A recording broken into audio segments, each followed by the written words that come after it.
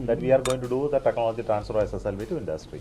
It's a declaration that we are given even before we started SSLV development.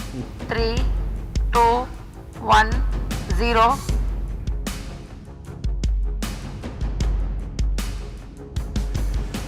ISRO is all set to hand over its prized possession, SSLV, to private sector.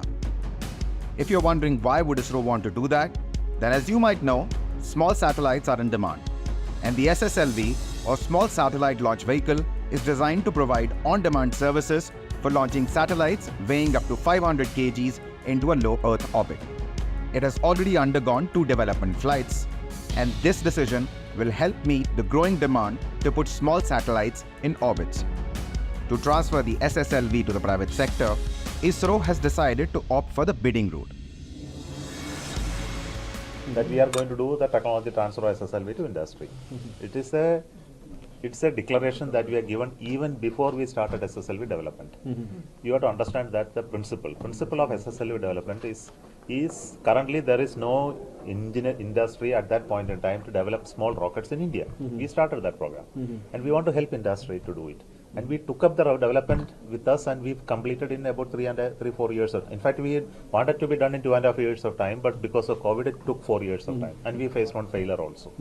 So now that is developed and launched successfully, we want to honor our what originally we told.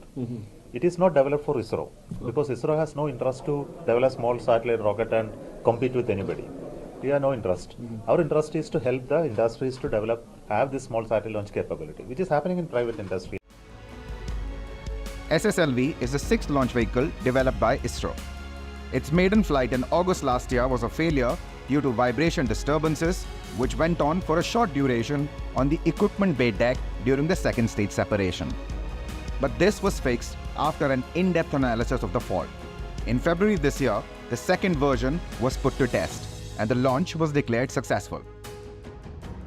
SSLV has already put EOS-7 satellite, US-based from Antares Janus-1, and Chennai-based space startup SpaceKit's AzadiSat-2 satellites into a 450-kilometer circular orbit. This development will not just help meet the increased demand for small satellites to be put in orbits, but this will also help the private sector of the country to come of age.